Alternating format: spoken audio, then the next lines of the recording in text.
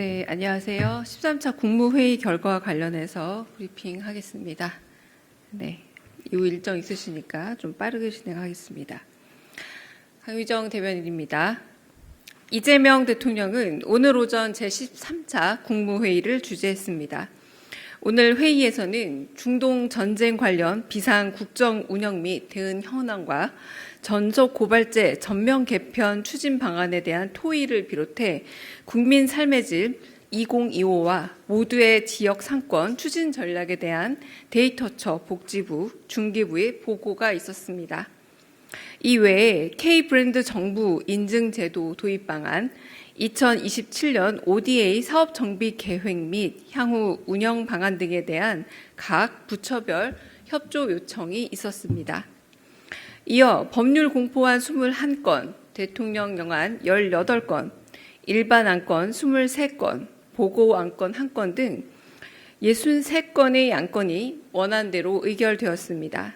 참고로 일반 안건 중 495호, 496호, 요소수 긴급 수급 조정 조치 안건은 최근 요소 확보 등 수급이 안정되어 의결이 보류되었음을 알립니다.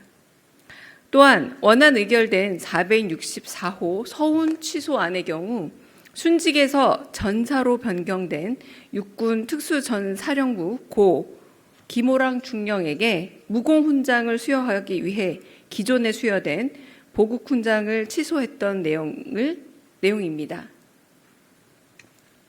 이 대통령은 모두 발언을 통해 중동 전쟁의 여파가 국민 생활에 큰 영향을 미치고 있다며 각 부처와 관계 기관에서 더욱 철저한 점검과 대책 마련을 주문했습니다.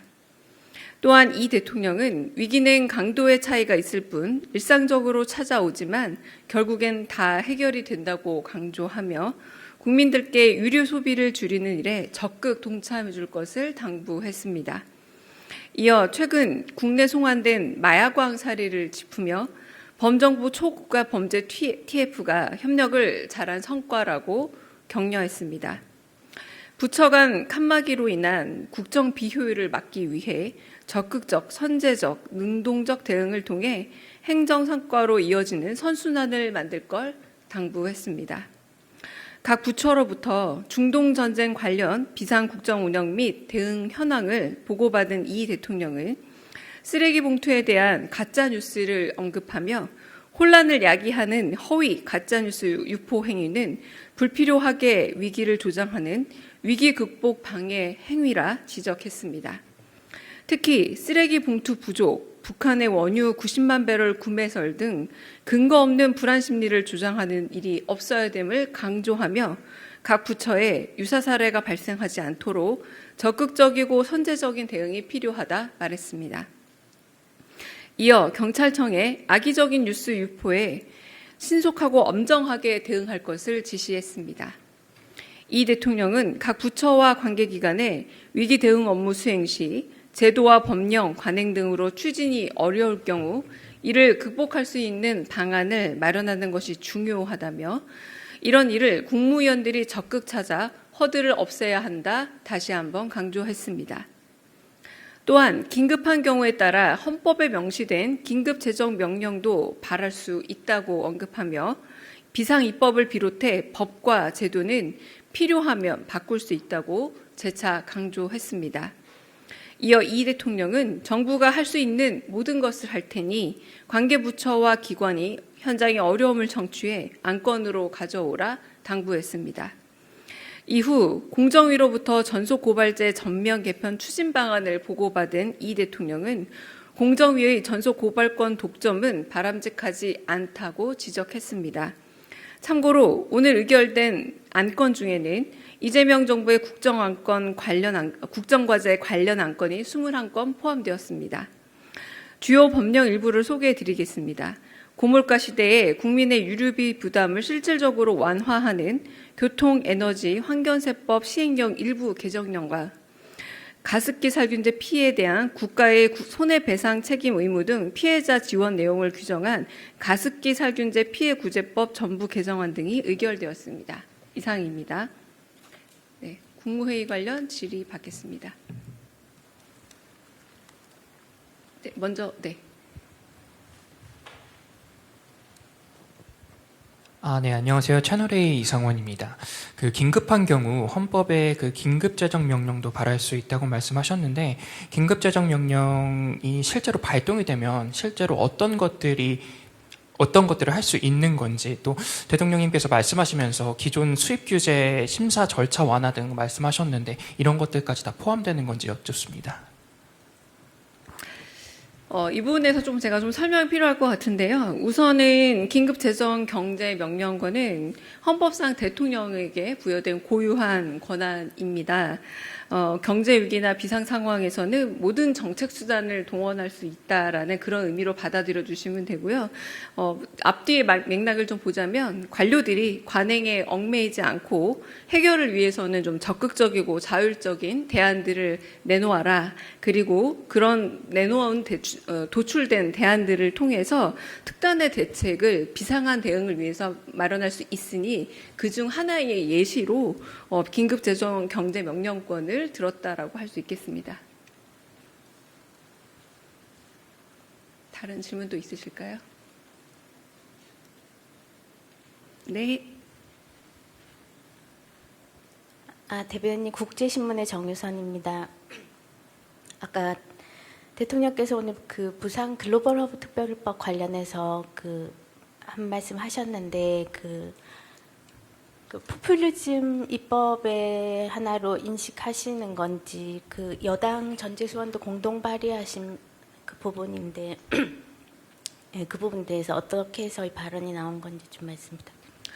여당과 야당의 입법이 어느 당이다라는 게 중요한 것이 아니라 특별한 근거 내지는 일종의 국민적 다수 삶을 나아지게 하는 큰 방향이 없다면 도시의 이름을 넣어서 특별한 시에 대한 특례법인 경우에는 특별시 내지는 광역시가 우리나라 굉장히 많기 때문에 모든 지방정부 행정에 다 필요한 특례법이 될 수 있는 것이 아니냐라는 의미에서 국민적 삶을 좀 더 높일 수 있는 차별화된 것이 아니라면 지방의 이름을 굳이 넣어서 특례법을 만드는 것은 그닥 권장하지 않을 법하다라는 의미로 받아들여 주시면 될 듯합니다.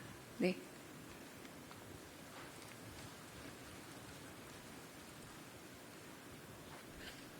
예, 대변인님, 매일경제 성순입니다. 사실 대통령께서 말씀하셨던 전쟁 추경, 오늘 국무회에서는 좀 이렇게 깊게 다뤄지지 않고 좀 짧게 말씀을 주셨던 것 같은데요. 물론 이제 기획예산처라든지 이런 쪽에서도 다 브리핑을 해주시긴 했는데, 추경안 관련해가지고 대통령께서 비공개 국무회에서 좀 더 말씀하신 내용, 가령 이제 국회에서 조속한 처리가 됐으면 좋겠다는 부분을 더 자세히 많이 말씀해 주신 게 있다면은 좀 부탁드리겠습니다. 추경안에 대해서 국회에 더 당부하거나 신속한 의결을 요구한다라고 말씀하신 부분은 따로 없습니다. 다만 아까 말씀드렸던 것처럼 관행에 얽매이거나 혹은 관료적인 부분에 얽매이지 말고 행정 부분에서 적극적으로 자율적으로 대안을 검토해서 위기 상황일수록 적극 행정이 필요하고 아이디어가 필요하고 그런 부분에서 너무 위축되지 말고 특단의 대책을 칸막이 없이 내놓는 것이 중요하다. 이런 말씀을 여러 번 강조하셨습니다.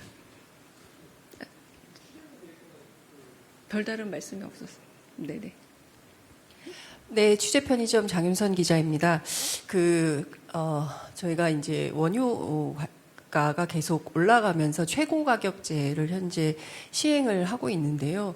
이를테면 중동산 원유 가격이 계속 올라가게 되면서 국내에서는 일종의 이제 민간까지 오부제를 실시하면서 제한, 그러니까 석유 사용에 대한 제한, 일종의 이제 캠페인 같은 걸 하지만 이걸로 과연 가능하겠는가라는 좀 전문가들의 걱정과 우려가 있는 게 사실입니다.